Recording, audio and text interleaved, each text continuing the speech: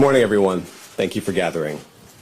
My name is Damian Williams, and I'm the United States Attorney here in the Southern District of New York.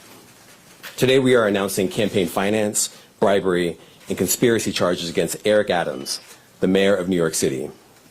As the indictment alleges, Mayor Adams engaged in a long-running conspiracy in which he solicited and knowingly accepted illegal campaign contributions from foreign donors and corporations.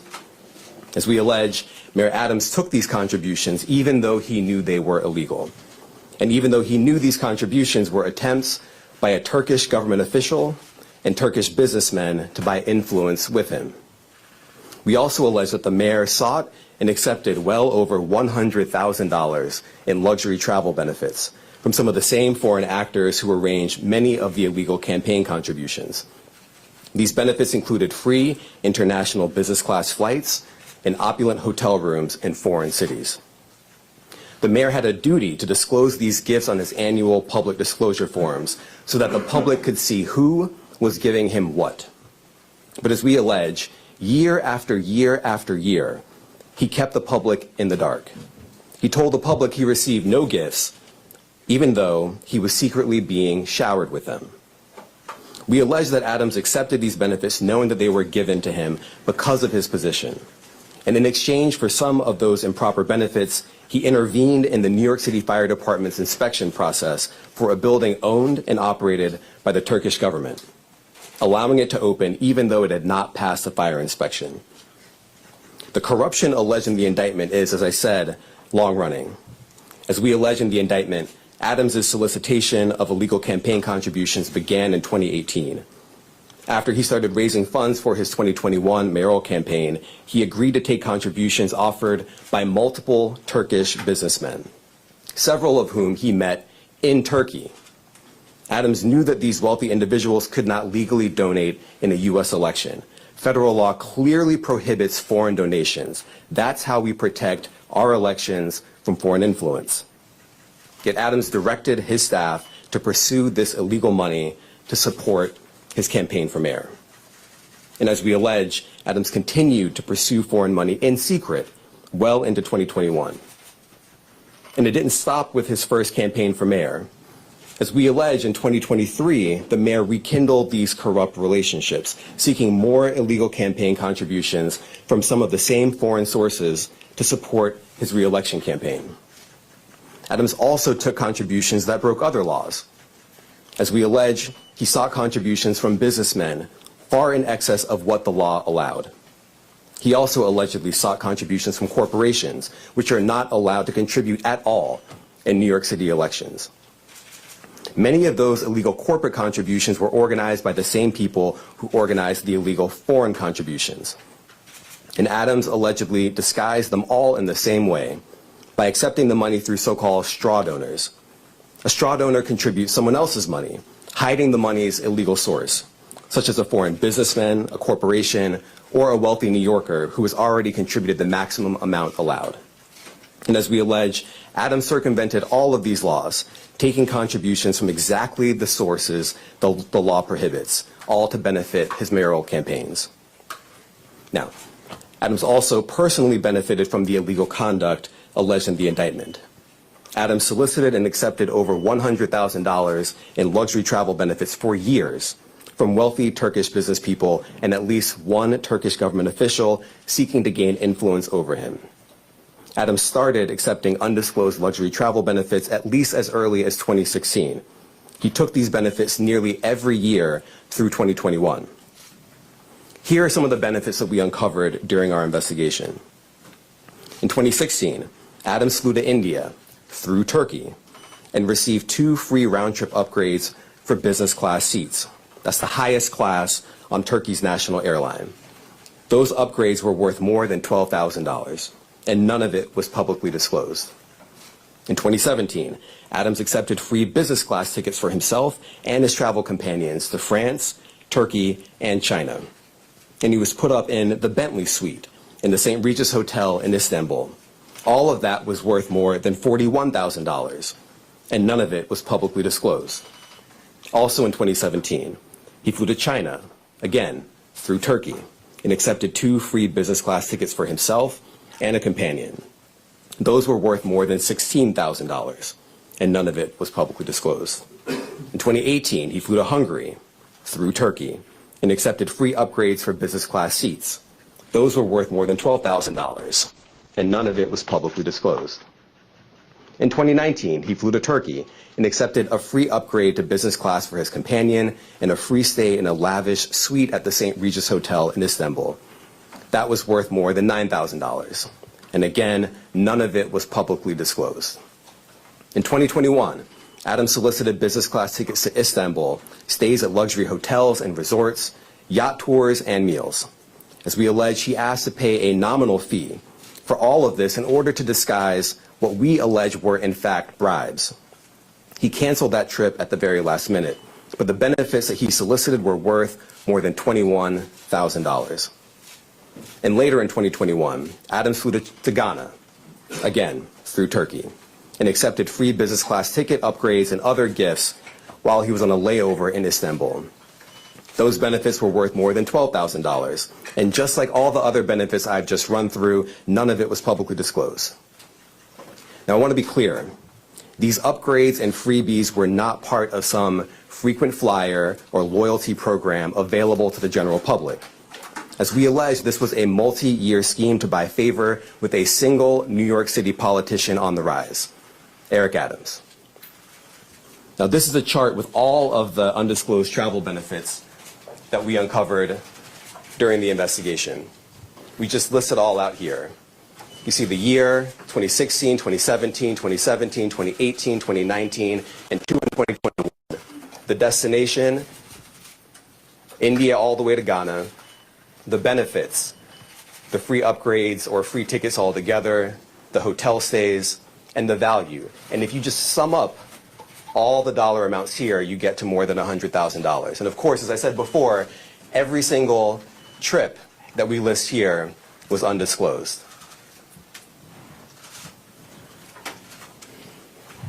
As we allege in the indictment, in addition to not disclosing these benefits, Adams sometimes created fake paper trails to try to cover up the travel benefits he solicited and received. Let me give you one example. Adams wrote emails to his staff suggesting he paid for his 2017 business class flights on the Turkish airline when, as we allege, he did not. Those flights were worth a lot of money. Just one ticket alone cost more than $10,000. But months after taking the flights, Adams wrote an email to a staff member and told the staff member that he had left cash in her desk drawer and that she should send the money to the Turkish airline to pay for a trip he had already taken. As the indictment makes clear, that's just a clumsy cover-up. Now, just because Adams received benefits for free, that doesn't mean that there weren't strings attached. As we allege, a particular Turkish government official behind many of the benefits Adams sought and accepted gave Adams all these things to gain influence over him. We allege that Adams knew that and took the benefits anyway.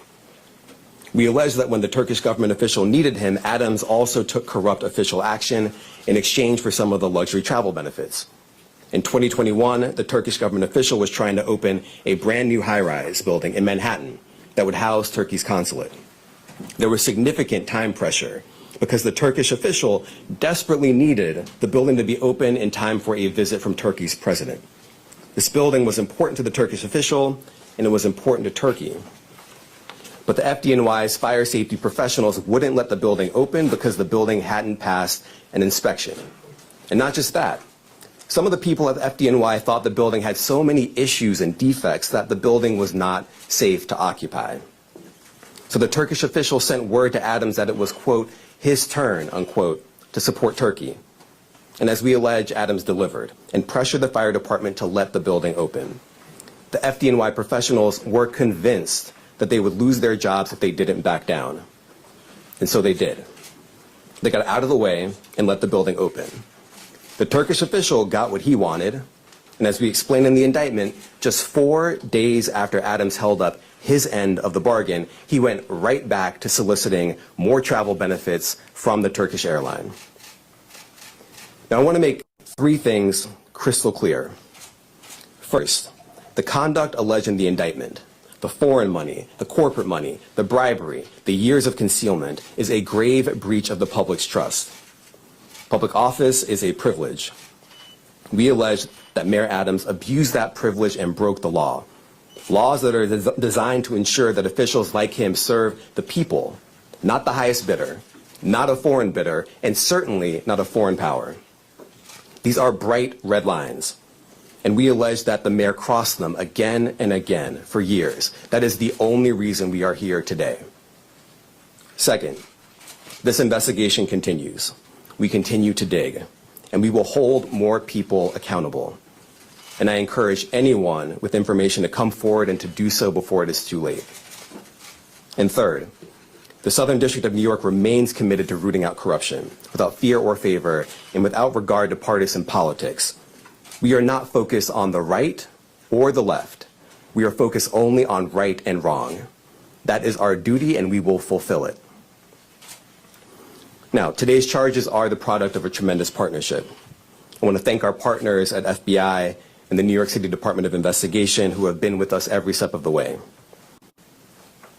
And finally, I want to commend the outstanding career prosecutors from SDNY who are handling this case. Celia Cohen, Andrew Rohrbach, Hagen Scotton, and Derek Wickstrom, and the chiefs of the Public Corruption Unit, Laura Pomerantz and Robert Sobelman. It's now my pleasure to turn the podium over to FBI Assistant Director in Charge, James Dennehy.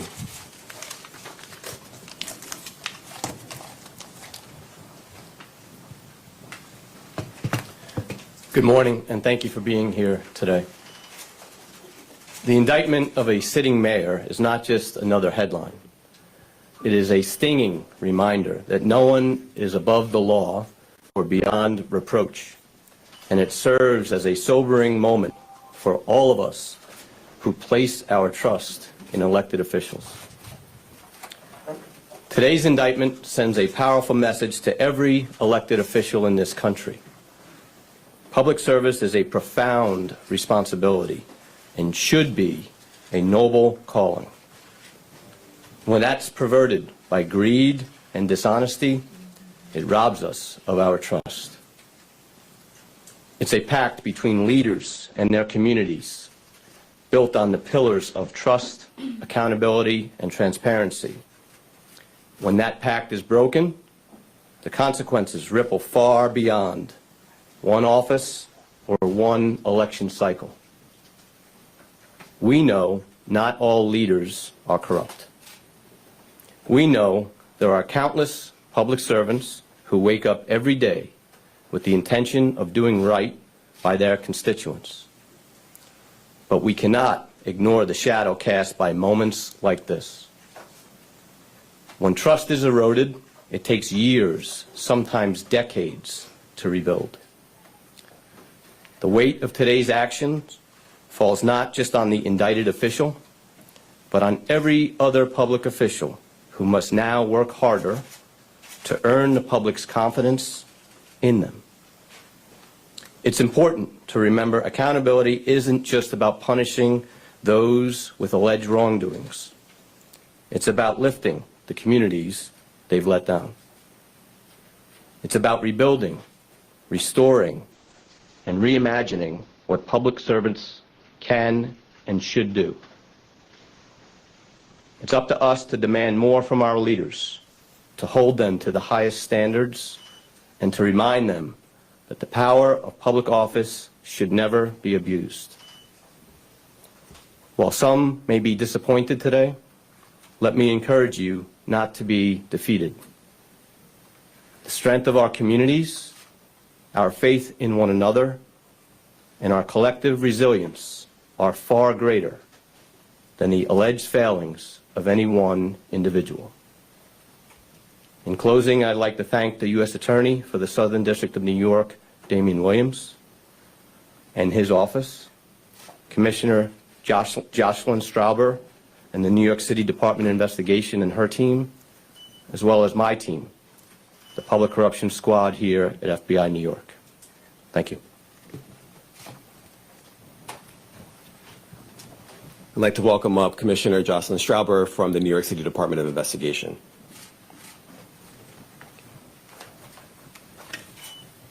Thank you, Damian. Good morning.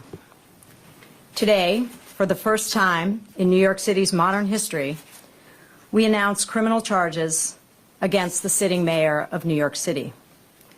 As our highest elected official, the mayor should set the standard for all of city government and exemplify the integrity, transparency, and dedication to serving the public that all New Yorkers deserve. Instead, the indictment unsealed today alleges that Mayor Adams abused his power and position for nearly a decade as Brooklyn Borough President and as mayor to enrich himself and his mayoral campaigns. As charged, he sought and received illegal campaign contributions, luxury travel, and other personal benefits from foreign nationals, as well as individuals and businesses. He allegedly took steps to conceal those illegal contributions and personal benefits and involved city employees and campaign staff in that concealment. As the indictment explains, this kind of corruption has real costs to the city and to the public. As alleged, the mayor's 2021 campaign falsely certified compliance with campaign finance laws in order to conceal those illegal campaign contributions, and as a result of those false certifications, received over $10 million in public matching funds. The mayor's alleged acceptance and concealment of illegal contributions and personal benefits gave overseas benefactors, wealthy individuals, and businesses undue influence over the mayor, influence that federal and local laws seek to prevent. And as charged, in exchange for certain personal benefits, the mayor pressured the New York City Fire Department to forego a required fire safety inspection before the opening of the new Turkish consulate building. As the city's Inspector General, the Department of Investigation, a city agency, conducts its investigations confidentially and wholly independent of City Hall. We handled this investigation as we would any other, following the facts and seeking to hold wrongdoers accountable no matter their role or title. Our unique access to city records and expertise in matters of city government make us a critical partner in the fight to root out corruption, working closely with our law enforcement colleagues at the FBI and the U.S. Attorney's Office. If you have information about this case or about illegal conduct by any New York City official or employee, I encourage you to contact DOI by email at tipline@doi.nyc.gov or by phone at 212-825-2828.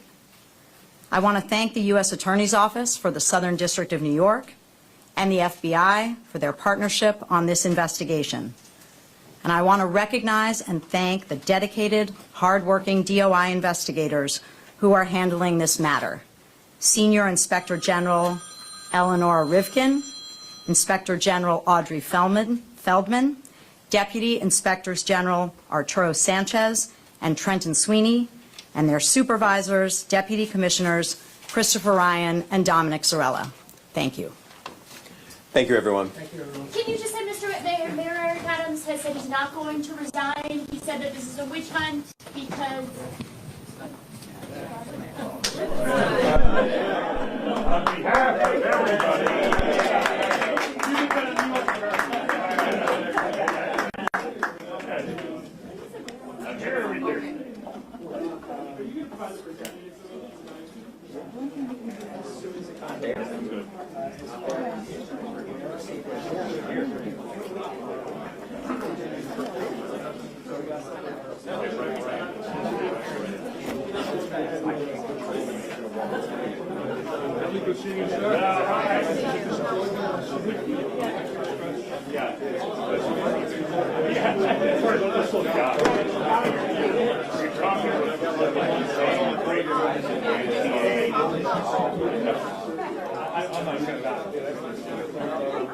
Oh my God, I recognize you.